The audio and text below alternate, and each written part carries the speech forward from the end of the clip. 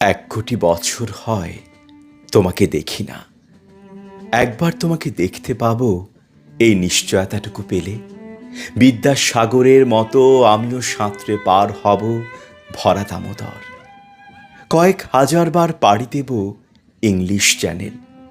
তোমাকে একটি বার দেখতে পাবো, এটুকু ভরসা পেলে অনায়াসে ডিঙাবো এই কারার প্রাচীর।